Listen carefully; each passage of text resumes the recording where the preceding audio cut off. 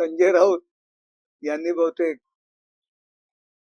धुळवडीच्या दिवशी भांग घ्यायची असते, यांनी आधीच 2 दिवस अगोदर भांग घेतले आणि बहुतेक टाईट झालेले आहेत. संजय राऊत यांना काय माहिती हो, काय परमिशन कसं घेतात, लाऊडस्पीकरचं परमिशन कसं घेतात हे तरी माहितीये का कुठल्या कार्यक्रमांना? अहो, हा सुप्रीम कोर्टाचा निर्णय आहे. डीजेवर बंदी, आवाजावर बंदी, एक डेसिबलची अट जी आहे ना, सुप्रीम कोर्टाचा निर्णय आहे. या सरकारने डीजेवर बंदी आणलेली नाहीये. तुमचे बॉस आहेत ना, ज्यावेळी मुख्यमंत्री होते ना, तेव्हा पण हाच नियम होता आणि आता पण हाच नियम आहे.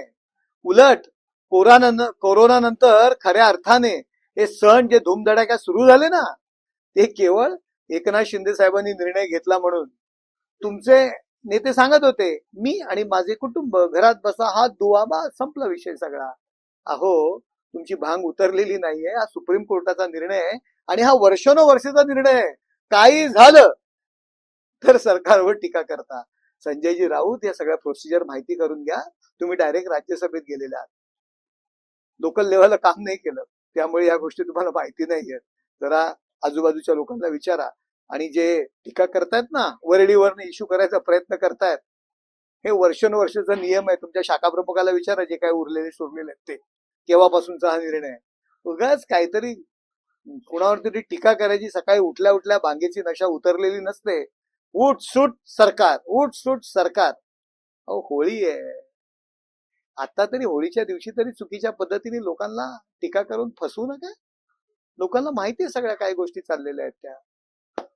तर हिंदू सण आले की जे आहे सरकार बंदी घालते. आता शाडूच्या मातीचा मूर्तीचा प्रश्न चर्चेत आहे, त्यावर देखील संजय राऊतांनी टीका केली की शाडूच्या मातीची मूर्ती जी आहे ती मूर्तीकारांना परवडते, देखील सरकार त्याच्यावरती बंदी घालते आहे. संजय राऊत उद्या काही झालं तरी सरकारवर टीका करताय. उद्या जर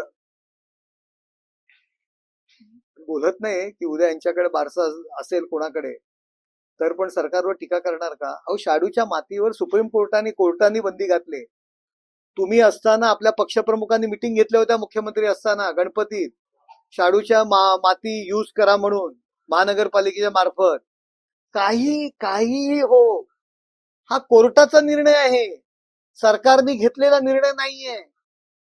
पण काही झालं तरी सरकार, काही झालं तरी सरकार. उगाच चुकीच्या पद्धतीने लोकांमध्ये बातम्या पसरवू नका.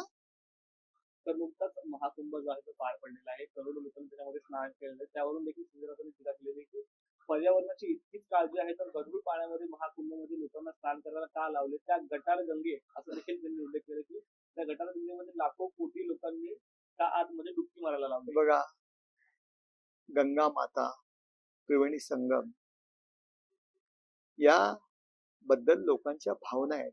अनेक काळापासून, आपल्या पूर्वजांपासून अनेक पिढ्या लोकांच्या भावना आहेत. राजकारणामध्ये सत्ताधारी यांच्यावर टीका करण्यामध्ये हे एवढे मशगूल झालेत की त्या धार्मिक गोष्टींवरती सुद्धा टीका करू लागले. अहो, लोकांनी त्रिवेणी संगमामध्ये जी डुबकी मारली, स्नान केलं, ती काही सत्ताधारी किंवा शिवसेना भाजपचे ते सदस्य आहेत म्हणून त्यांनी डुबकी मारली. एक परंपरा आहे, हिंदू रीतिरिवाज आहे, जे आपल्या पूर्वजांनी आपल्याला दिलेला आहे. संजय राऊत, तुम्ही देव मानता का हो? मला माहिती आहे संजय राऊत वैयक्तिकरित्या श्रीरामावर पण टीका करतात, त्यांचं काय मत आहे. पण तुम्ही हिंदुत्व हिंदुत्व म्हणता ना, ते हिंदुत्वामध्ये या त्रिवेणी संगम, गंगा माता, त्याला खूप मोठं महत्व आहे. आणि देव आहे असं आपण मानतो, ते देवच तुम्हाला बघून घेतील अशा पद्धतीने टीका करणार असाल तर.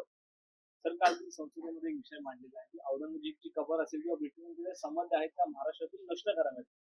मी महाराष्ट्रातूनच म्हणत नाहीये. येस आहे म्हणून जे पुरातत्व खातं जे आपलं आहे, 3691 वेगवेगळ्या कबरी त्या संरक्षित आहेत. त्या संरक्षित करण्यामध्ये लाखो करोडो रुपये आपण सरकार खर्च करत असतं. पण त्या कुणाच्या आहेत? 25% कबरी त्या इंग्रज अधिकाऱ्यांच्या आहेत आणि मुघलांच्या आहेत की ज्यांनी या देशावरती गुलामगिरी राज्य आणण्यासाठी त्यांनी रात्रंदिवस प्रयत्न केले.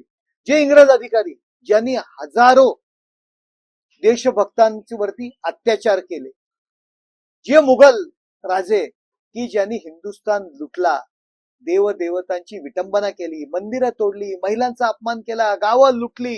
औरंगजेब त्याचा तर मृत्यू तिथे झालाच नाही, त्याची इच्छा म्हणून तिथे खुलताबादला आणून ती कबर केलेली आहे की ज्या औरंगजेबाने छत्रपती संभाजी महाराज यांच्यावरती धर्म परिवर्तनाकरता जर अत्याचार केलेच, त्याचबरोबर शिखांचे 9वे धर्मगुरू चांदणी चौकात मध्ये आणून त्यांना मारले, 10वे धर्मगुरू त्यांच्या मुलांना बंद धर्म परिवर्तन केला नाही म्हणून 4 भिंतीमध्ये कोंडून मारले, स्वतःच्या वडिलांना मारले, स्वतःच्या मुलांना मारले. अशा क्रूर कर्माची जी काही थडगा आहे त्या खुलताबाद मध्ये अशीच अनेक मुघल राजांची कबरी या संपूर्ण भारतात आहेत.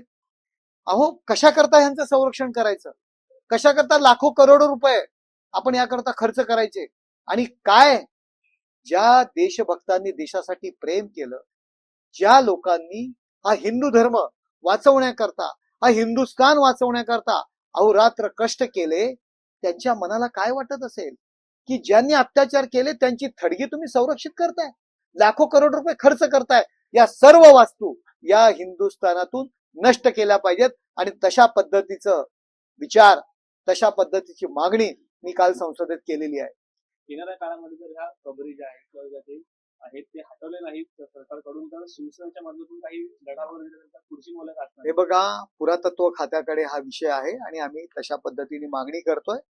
वर्क अमेंडमेंट बिल सुद्धा आम्ही आणतोय. बऱ्याच गोष्टी वक्फच्या अंडर आहेत, आपली मंदिरं त्यांच्या अंडर मध्ये आहेत का. ते 1947 ची जी काही परिस्थिती होती, अनेक मंदिरं तोडून त्या ठिकाणी मस्जिदी उभ्या राहिलेल्या आहेत. आणि आपल्याला जो कायदा केलेला वर्कशिप ऍक्ट, तो सुद्धा हायकोर्टामध्ये चॅलेंज आहे. हायकोर्टामध्ये तो विषय तोही सुद्धा बदलण्याचा आम्ही प्रयत्न करतोय.